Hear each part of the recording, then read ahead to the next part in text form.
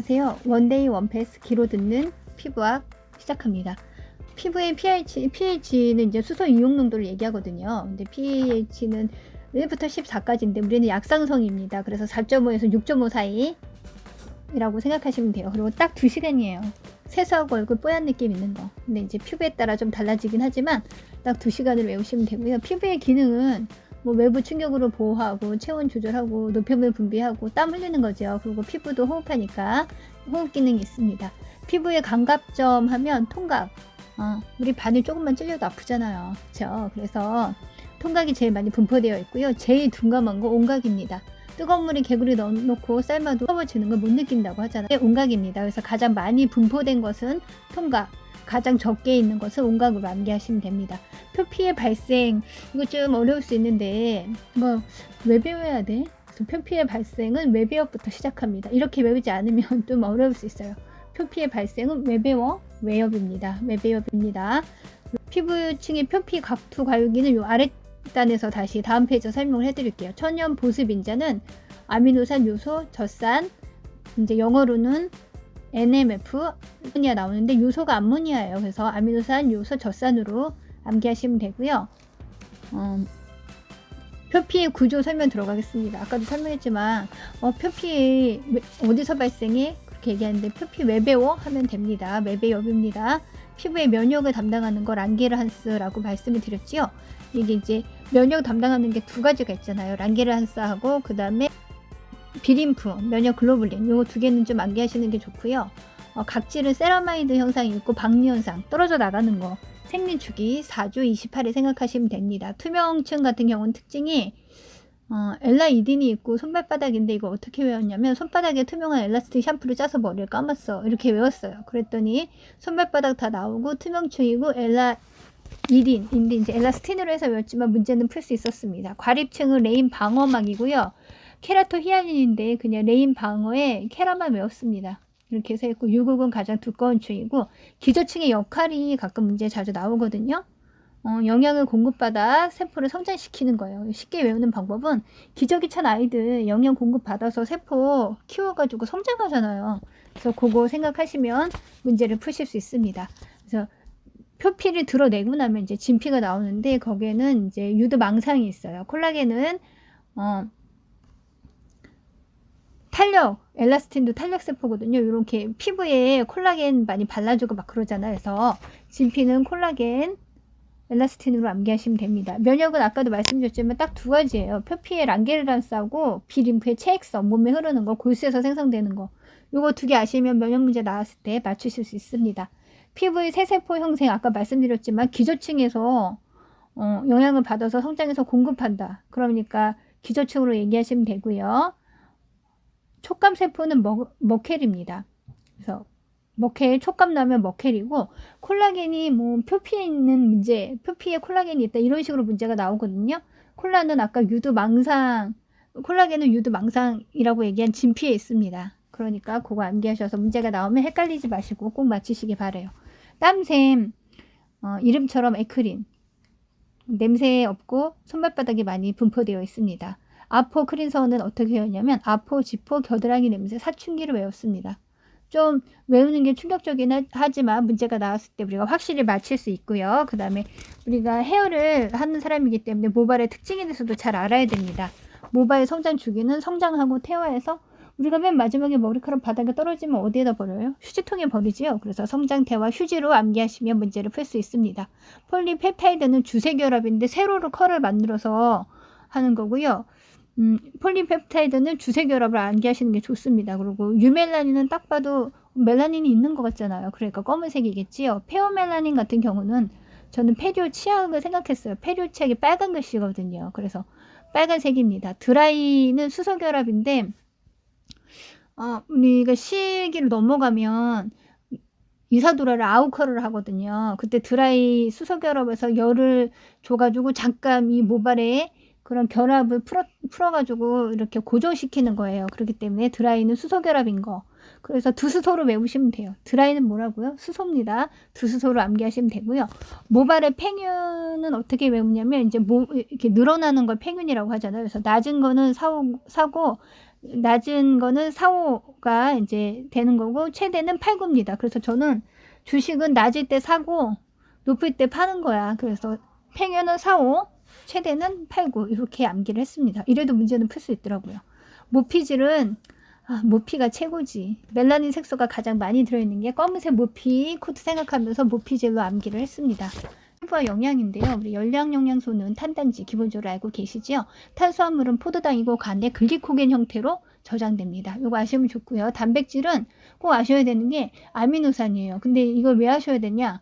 우리 머리 만지잖아요. 머리가 대부분 단백질 덩어리거든요. 그렇기 때문에 단백질 최종 분해산물 아미노산이고 아미노산에 대한 문제들이 자주 나옵니다. 필수 지방산 같은 경우는 닐리리아로 외우시면 돼요. 니놀산, 니놀렌산, 그 다음 아라키돈산. 근데 그냥 닐리리아로 외우면 쉽게 찾으실 수 있고요.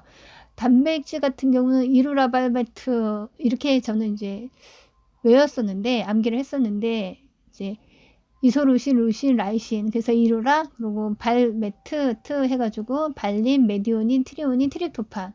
근데 이게 전공자가 아니시면 이 단백질을 다 외우는 게 좀 힘드실 수 있어요. 근데 이루라 발메트로 한번 암기해 보세요. 문제는 푸실 수 있습니다. 비타민은 우리 두 종류 보통 얘기하잖아요. 수용성, 지용성. 수용성은 물에 녹는 거. 근데 우리 피부나 미용 알아야 될 거. 비타민 B2 리보플라민입니다.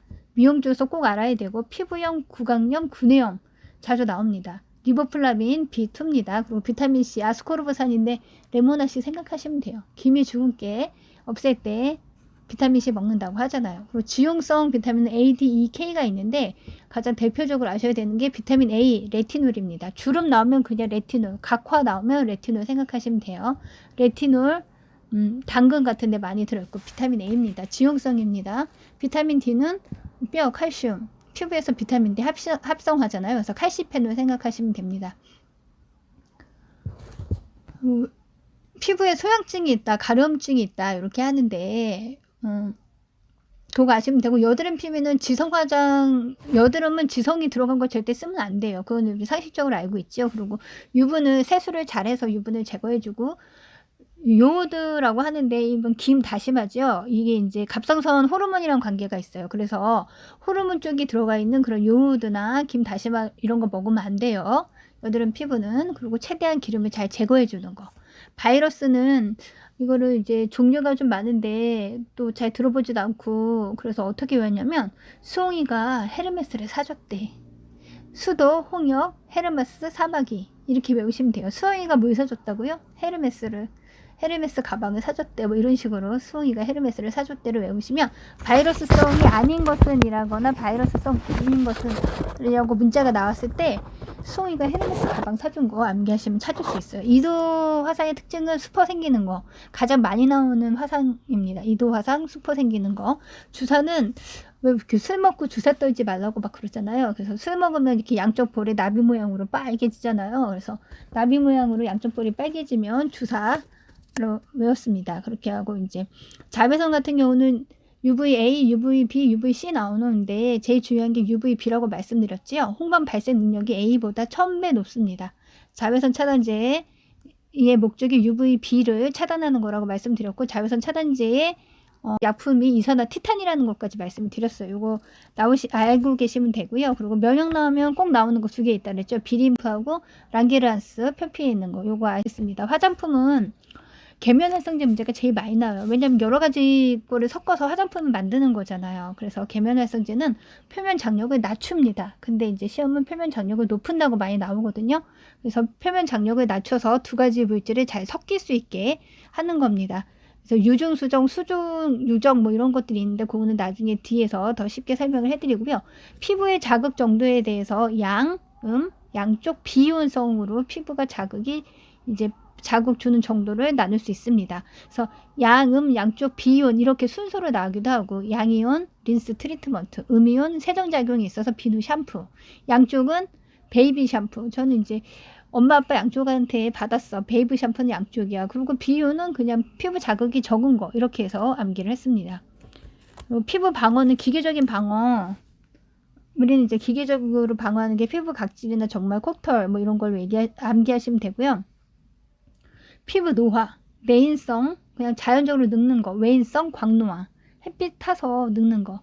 하면 되고, 이 두 개의 특징에서 문제가 제일 많이 나오고 그냥 쉽게 우리가 맞출 수 있는 거, 각질의 두께가 모두 두꺼워진다는 거. 내인성이나 외인성이나 각질의 두께가 두꺼워진다는 특징이 있습니다. 이건 암기하시면 시험 봤을 때 바로 맞추실 수 있어요. 천연 보습 인자는 아미노산, 저산, 요소, 암모니아 말씀드렸고요. 아하는 각질 유연 기능이 있습니다. 아시면 좋겠고요. 화장품 제조 기술은 제가 말씀드렸죠. 가수 용화 씨가 향수를 뿌림. 그래서 가용화는 향수라고 생각하시면 되고, 유화는 우윳빛깔 로션처럼 약간 물기가 그렇게 돼 있는 거, 리퀴드 타입 있잖아요. 리퀴드 타입 파운데이션 그런 로션만큼의 물기, 그게 유화입니다. 분산 기술은 나머지 화장품이라고 생각하시면 돼요. 그렇게 하고 이제 화장품의 종류는 퍼퓸, 오데퍼퓸, 오토테일릿, 오데코롱, 샤워코롱 나오는데 이 순서가 나오는 경우도 있고요. 그러면 이제 중간에 오토테일릿 넣고 나머지 이제 퍼퓸, 코롱 넣어서 하시면 되고, 각각의 특징이 나오기도 합니다. 가장 향수가 오래가는 건 섬유 유연제 향기 오래간다고 하잖아요. 퍼퓸 향 뭐 이런 거. 그래서 퍼퓸의 향수 오래가는 거고, 샤워 코롱은 바르고 나서 그냥 이 휘발성이 좋아서 금방 향기가 날아가는 거 샤워 코롱이라고 합니다. 탑노트는 그냥 그냥 뿌리자마자 탁 그러니까는 냄새가 맡아지는 것들, 그게 탑노트. 미들은 중간이고요. 베이스는 향수처럼 오래가는 거 생각하시면 되겠죠. 화장품의 특징은 안사유로 생각하시면 돼요. 안전성, 안정성, 사용성, 유효성. 근데 그냥 화장품 안사유로 암기하시면 됩니다. 캐리오일 같은 경우는 운반을 도와주는 거잖아요. 근데 이제 종류가 많아서 이걸 어떻게 해볼까 고민을 하다가 그냥 호호 아줌마는 살구씨 포도씨를 좋아해 라고 했더니, 호호바 오일, 아몬드 오일, 아보카도 오일, 살구 포도씨 오일 이렇게 해서 외우면 됩니다. 자외선 차단 지수는 최소 홍반 발생량입니다. 최소예요. 자외선 차단 지수는 수가 쉬우시니까 소로 외우시면 돼요. 그래서 최소 홍반량이고 UVB를 방어하고 이산화티탄 성분을 가지고 있다는 거. 이거 암기하시면 피부학에서 기본적인 거는 다 아셨다고 보시면 됩니다. 감사합니다.